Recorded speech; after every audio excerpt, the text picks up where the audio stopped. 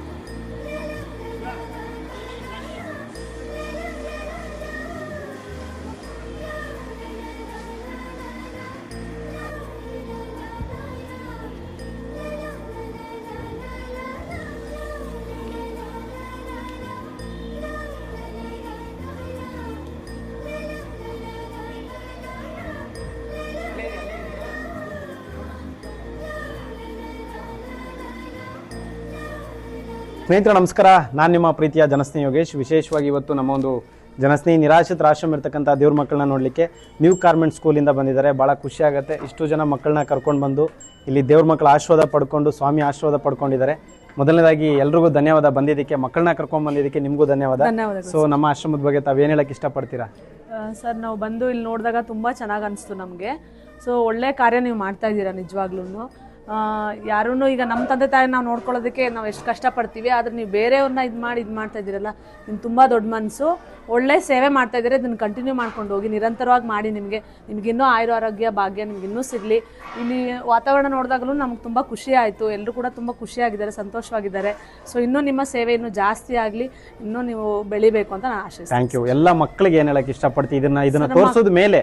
ಯಾಕೆಂದ್ರೆ ಇಲ್ಲಿ ಆಶ್ರಮಕ್ಕೆ ಕರ್ಕೊಂಡು ಬಂದು ಬರೀ ದೇವ್ರ ದರ್ಶನ ಮಾಡಿ ಇಲ್ಲಿ ಹೋದ್ರೆ ಏನು ಪ್ರಯೋಜನ ಇಲ್ಲ.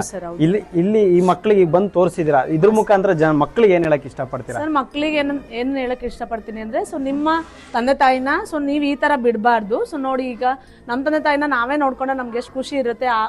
ಈ ತರ ಆಶ್ರಮಗಳು ಜಾಸ್ತಿ ಆಗ್ಬಾರ್ದು. ನಮ್ಮ ತಂದೆ ತಾಯಿನ ನಾವೇ ನೋಡ್ಕೋಬೇಕು. ಮತ್ತೆ ಎಲ್ಲಾ ಗುರು ಹಿರಿಯರನ್ನ ಗೌರವಿಸೋದನ್ನ, ಮಕ್ಕಳನ್ನ ಸಂಸ್ಕಾರವನ್ನ ಮಕ್ಳು ಕಲಿಬೇಕಂತ. Thank you. ಒಳ್ಳೇದಾಗ್ಲಿ. Thank you. ಸೊ ಭಗವಂತ ಒಳ್ಳೇದ್ ಮಾಡ್ಲಿ. ಎಲ್ರಿಗೂ ಥ್ಯಾಂಕ್ ಯು ಬಂದಿದ್ದಕ್ಕೆ. ಎಲ್ಲರೂ ತಂದೆ ತಾಯಿನ ಚೆನ್ನಾಗಿ ನೋಡ್ಕೊಳ್ಳಿ. ವಯಸ್ಸಾದಂಥ ಕಾಲದಲ್ಲಿ ಅವರನ್ನ ತಂದೆ ತಾಯಿನ ಯಾವುದೇ ಕಾರಣಕ್ಕೂ ಮನೆಯಿಂದ ಆಚೆ ಹಾಕುವಂಥದ್ದು, ಆಶ್ರಮಕ್ಕೆ ಸೇರಿಸುವಂಥದ್ದು ಈ ಕೆಲಸ ಆಗಬಾರ್ದು. ಅದಕ್ಕೆ ಶ್ರೀ ಧರ್ಮಶನೇಶ್ವರ ಸ್ವಾಮಿಯವರು ಕಲಿಯುಗದಲ್ಲಿ ಒಂದು ಅನಾಥಾಶ್ರಮದಲ್ಲಿ ನೆಲೆಗೊಂಡಿದ್ದಾರೆ. ಆ ಒಂದು ಸಂಸ್ಕಾರವನ್ನು ಕಲಿಸೋದಕ್ಕೆ ಮಕ್ಕಳಿಗೆ, ಅಥವಾ ಯಾರು ತಂದೆ ತಾಯಿನ ಆಚೆ ಬಿಸಾಕ್ತಿದ್ದಾರೆ ಅಂಥವ್ರಿಗೆ ಸಂಸ್ಕಾರ ಕಲಿಸೋದಕ್ಕೆ ಅಂತಾನೆ ಶನೇಶ್ವರ ಸ್ವಾಮಿಯವರು ನೆಲೆಗೊಂಡಿದ್ದಾರೆ ಇಲ್ಲಿ. ಸೊ ಎಲ್ರಿಗೂ ಒಳ್ಳೇದಾಗಲಿ. ಧನ್ಯವಾದ. ನಮಸ್ಕಾರ sir. Thank you so much. Thank you sir.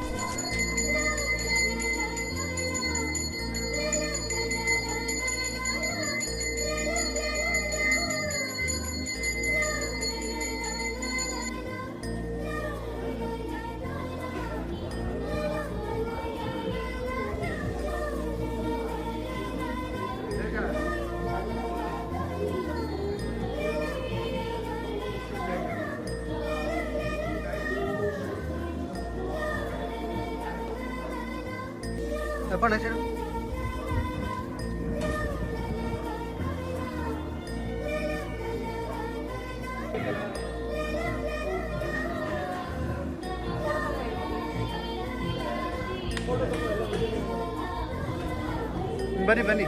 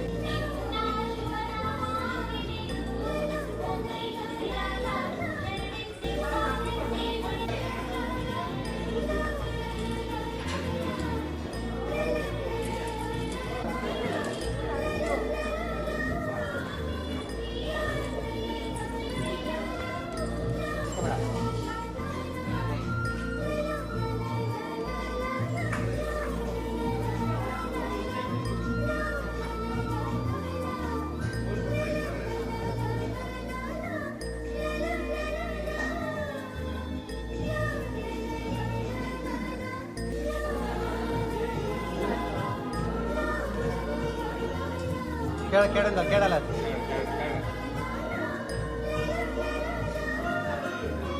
ಸಾಕು ಸಾಕು